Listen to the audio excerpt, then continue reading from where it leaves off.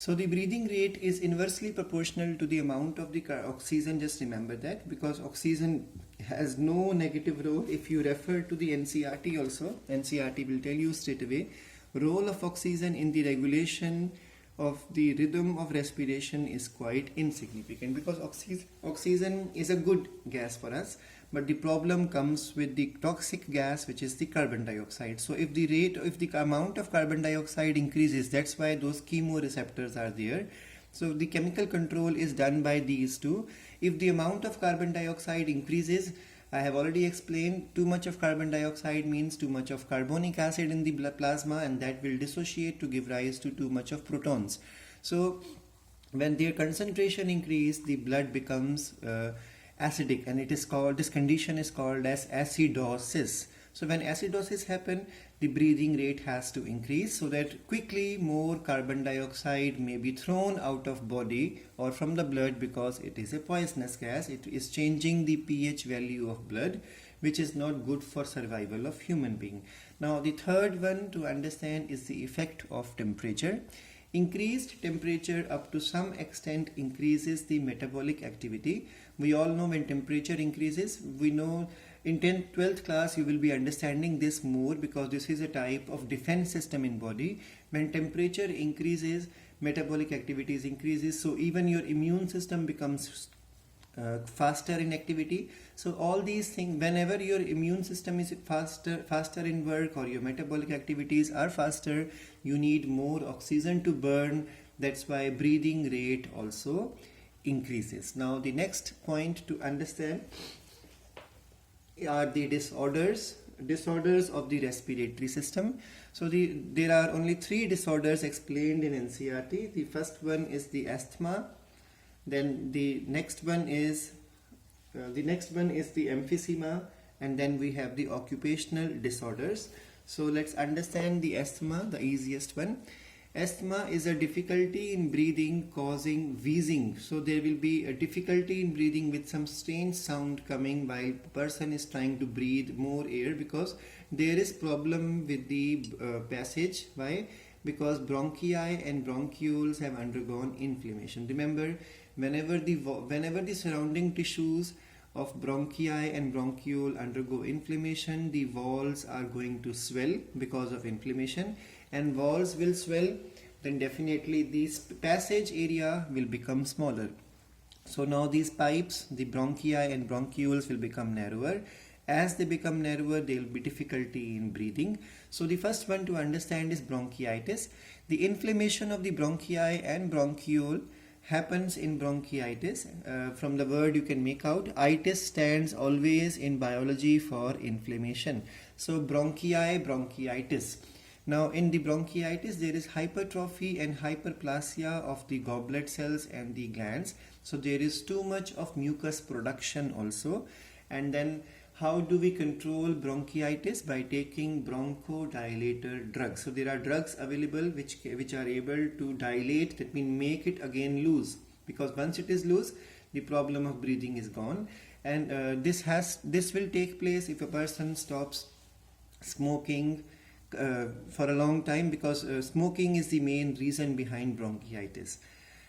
That's why bronchitis is also called as the smoker's cough, because the person who is suffering with bronchitis have a very strange type of cough, and persons understand the person is a smoking person. Now we have a bronchial asthma also, and there are 2 types of bronchial asthma.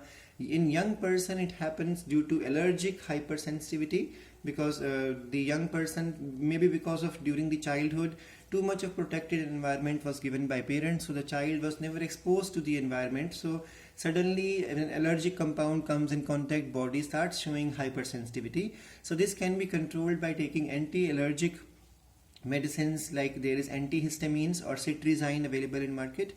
Otherwise bronchodilators can be used. And in the old person, it happened because of non-allergic responses of the medicine towards some irritant present in the air. Now in the asthma, there is a spastic contraction of the bronchiole and smooth muscle. During expiration, there is difficulty, and there is swelling or edema. Edema stands for swelling in the bronchiolar wall, and there is thick mucus present. Because the mucus is thick, exchange of gases also becomes a problematic process. Now the next one explained in the NCERT is emphysema. So emphysema is the reduction of the alveolar ventilation and loss of the elasticity, loss of the distension property. Distension means to stretch of the alveolar sac and bronchioles happen in emphysema, and this is a irreversible damage due to the smoking. And how do we control it? Bronchodilators are used to overcome emphysema. Emphysema is directly linked again with cigarette smoking.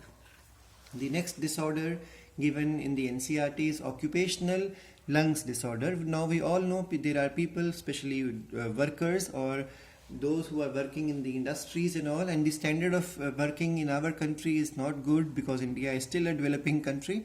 So occupational lungs disorder happen due to prolonged exposure of irritating substances or harmful gases or fumes or dusts from the workplace.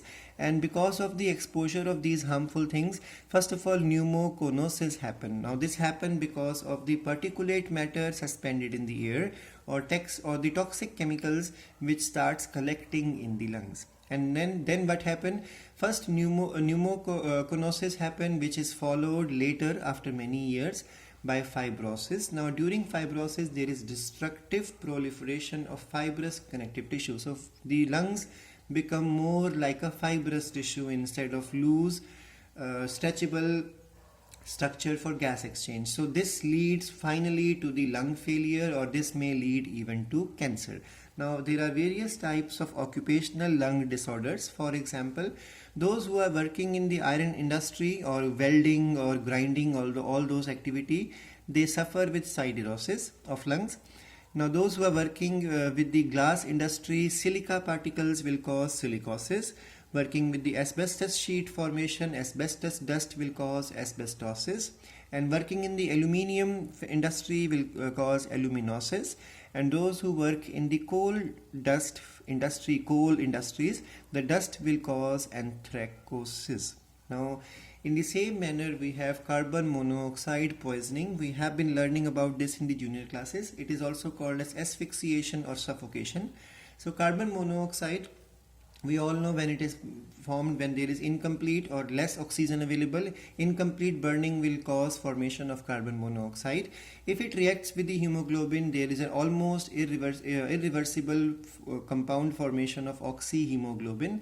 Now reduced oxygen carrying capacity is there, and this generally happens at the traffic signals. It happens during traffic jams, and quite common